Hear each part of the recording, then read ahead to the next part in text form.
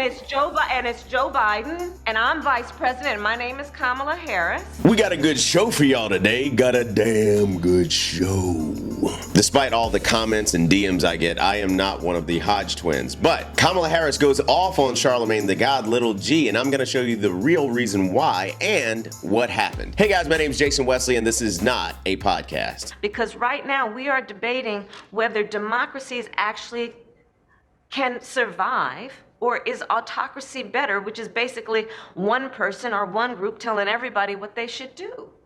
This is what's at stake right now for America. So Charlemagne has this show on Comedy Central for some reason. Comedy is going downhill fast. He was doing an interview with Kamala Harris and then says that Joe Manchin is ruining the country. We know Joe Manchin is ruining this country. The stuff he's holding up progress on are hurting people. They're hurting black people in particular. Now, who is Joe Manchin? He's a Democrat senator from West Virginia, and he was elected back in 2010. Maybe Charlemagne should agree that term limits should actually be a thing, but I digress. Manchin is from a purple district, but a heavy red state. To give you some perspective, New York Times. Donald Trump won every county in West Virginia. He won the state by 39 points. Now, this is from Vox, April 2021. Manchin says the nation's political ills come from too much extremism and unwillingness to compromise on, yes, both sides. In his view, this explains everything from congressional dysfunction to the storming of the Capitol to the electoral collapse of the Democratic Party in his state. He says the National Party has gone too far on the extremes and fallen out of touch with how most people live their lives. Okay, so now that you know who he is and where he represents, I'm actually going to let Kamala Harris break down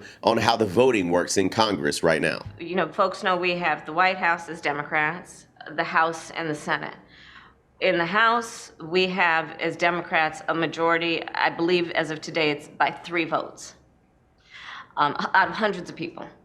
In the Senate, where there are 100 senators, we are split 50-50.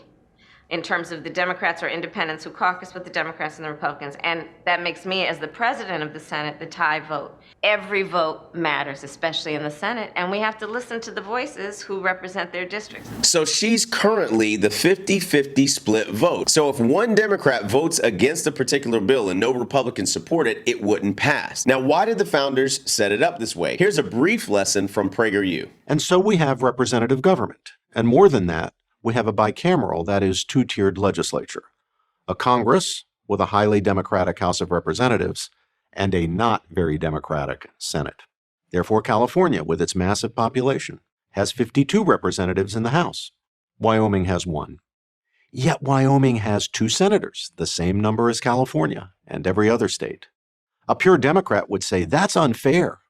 Each Wyoming resident has far more power than every Californian. But a Republican would say, well, we aren't and shouldn't be a pure democracy. If we were, large population states like California would overwhelm the needs and interests of small population states like Wyoming. That's why we're called the United States of America. Each state has its own separate identity, holds its own separate elections. Just as we don't want one person or small group of people to dominate our government, we don't want one state or a few states to dominate our government. A republic is a way of diffusing power, and a brilliant one at that. So Joe Manchin has voted against the Democrats' proposal recently to get rid of the filibuster, as well as the Build Back Better agenda that Biden claimed wouldn't cost a cent. We pay for it all. It doesn't increase the deficit 1 single cent. Even the CBO, Congressional Budget Office, said that the Build Back Better bill is $4.9 trillion and that social programs would add almost $3 trillion to the deficit if made permanent. Now, Jen Psaki was asked about this, and here's her response. The CBO has this new score where they assume that social programs are going to be made permanent, and in that case, it would add almost $3 trillion. So does that mean that President Biden will commit that these programs are not going to be made permanent? Well, first of all, what you're talking about here is a fake CBO score that is not based on the actual bill that anybody is voting on. So it's a fake score. The CBO just made it up. I remember when Joe Biden himself called the CBO the gold standard. Again, I don't know one single serious econometric model from the conservatives to the liberals who acknowledge that anything other than we created a minimum of 1.6 million jobs and the estimates for the CBO, which is really the gold standard. No Republican or Democrat questions that say we've created or saved over 2 million jobs. Wall Street Journal. The CBO found that the legislation's true cost would be almost $3 trillion more than the $1.678 trillion authorized in the House bill. This means that Build Back Better wouldn't add $365 billion to the deficit as advertised when it passed the House, but $3.01 trillion. Ms. Psaki took issue with this finding, saying it wasn't based on the actual bill that anybody's voting on. The president's spokeswoman is being slippery. Psaki also said that she doesn't know anyone that's worried about the debt. What do you say to people who say we're just going to be having the same conversation a little bit over a year from now? I'm not sure what American person is saying that or is concerned about the debt limit, but maybe there's somebody you've met on the street. I don't know. And the price increases that we're seeing are because of greed, because that's a new phenomenon. I think that the president thinks the way people across the country, American families, digest inflation is by price increases. And if you look at industry to industry, it's a little different. So, for example, the president, the Secretary of Agriculture have both spoken to what we've seen as the greed of meat conglomerates.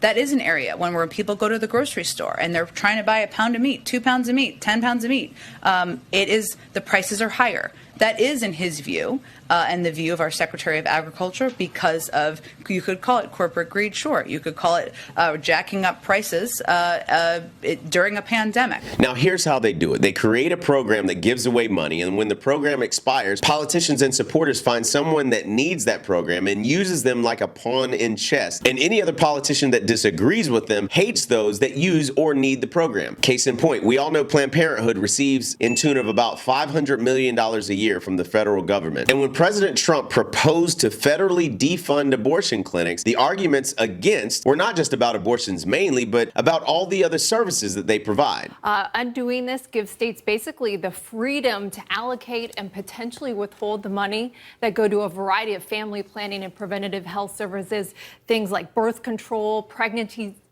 tests, maternity care, cervical cancer screenings. Undoing this law gives states the freedom to allocate that money now. So Joe Manchin announced that he wasn't going to vote for the Build Back Worse bill. If I can't go home and explain it to the people of West Virginia, I can't vote for it. And I cannot vote to continue with this piece of legislation. I just can't. I've tried everything humanly possible. I can't get there. You're done. This is a no. This is a no on this legislation. I have tried everything I know to do. Then AOC says for some dumb reason that we should abolish the Senate. There are certain institutions since the founding of the United States that are fundamentally undemocratic. The United States Senate is one such example. Now, we elect our senators by popular vote. That is a democratic part. That is a democratic function. There are some states, like, for example, in Georgia and in Texas, where the right to vote is under attack. And that is fundamentally undemocratic. But what makes the Senate, but that affects everybody and all seats. But what makes the Senate fundamentally undemocratic is that it gives small groups of people the same amount of power as massive groups of people. And that is not democratic at all. Anyways, back to Charlemagne. He asked Kamala, why is Joe Manchin constantly allowed to hold up Joe Biden's agenda? But where's the pushback on Senator Joe Manchin? Why is he allowed to constantly hold up President Biden's agenda? Why is Joe Manchin allowed? I mean, what's Biden going to do? Throw him in jail for voting in line with his constituents? I mean, it's almost as if Charlemagne doesn't know how a representative republic works, or he does and supports a more top-down dictatorship or oligarchy, as long as it aligns with his own political views. He says Joe Manchin is ruining America and holding up progress, and that's when Kamala gets combative and then turns the conversation and hatred back to the Republicans.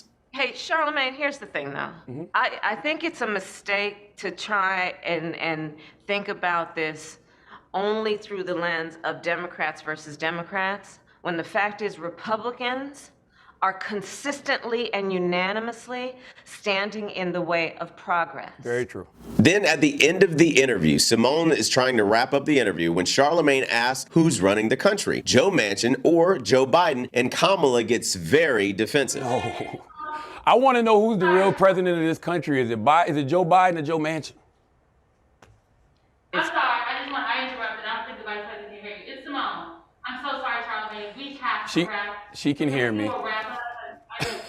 You can you hear me now? Can you hear me, Madam Vice President? So I'm sorry. We got to wrap. Oh. So I'm sorry to interrupt.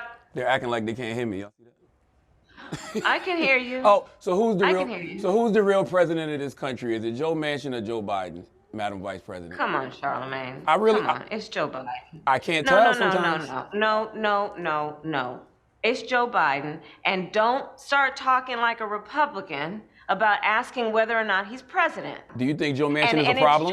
it's Joe Biden, and I'm vice president, and my name is Kamala Harris. But apparently that's the Kamala that Charlemagne likes. I just want you to know that Madam Vice President, that Kamala Harris, that's the one I like. That's the one that was putting the pressure on people in Senate hearings. That's just not the Kamala Harris that the majority of American voters like. We got more questions. You got more questions, but I tell you, if you have a problem figuring out whether you're for me or Trump, and you ain't black. It don't have nothing to do with Trump. It has to do with the fact I want something for my community. I would love to see. Take a look at my record, man. Yeah. Really? Are you getting information right now? Hot sauce. Hot sauce in my bag, swag? Hot sauce. Really? Yes. Now listen, I yes. just want you to know, people are going to see this and say, okay, she's pandering to black people again. Okay. Is it working? You kind of like the original Rachel Dolezal, a little bit. Rachel Dolezal was a white woman pretending to be black. Oh, this is what I learned from my family. Yeah. Yeah. I don't even know how You they had a were lot of raised. confusion back in the day, Miss Warren. You thought you was Native American. You thought you was Republican. Like when did you get on the right track? You got to a fork in the road at some point. Okay, the system, it operates on fear. Correct. You know what I mean? So you have to do something, create fear, and from that fear, you can justify. You can go justify all the Yeah. shit that you know you ain't supposed to do. For instance, like the Patriot Act. You know what I'm saying? After 9/11, you know, that's why they could tap your phone without having We had to get the 9/11 done first so we could have the procedures. Yeah, so after that, they're like, hey, you know, you see what they're coming over here doing? They flying planes in our building. Yeah, Absolutely. So when they put all those police in our neighborhood and they hit us with those harsh sentences for whether it's the 94 crime bill, the 88 crack laws, they can justify that shit based off this is where all the trouble is at. This is where all the problems is at. You seen Joe Biden stand on the Senate floor and say that verbatim. He was like, I don't care about the conditions that cause these predators to become predators. We need to fix this shit now because if we don't, they're going to end up killing our moms and our fathers and our brothers Shout out and to our Joe sisters. Biden. Is Joe Biden good? Nah, I say it all the time. Joe Biden has done worse things to black people than Donald Trump ever has. For real. Hell yeah. Will you be mine?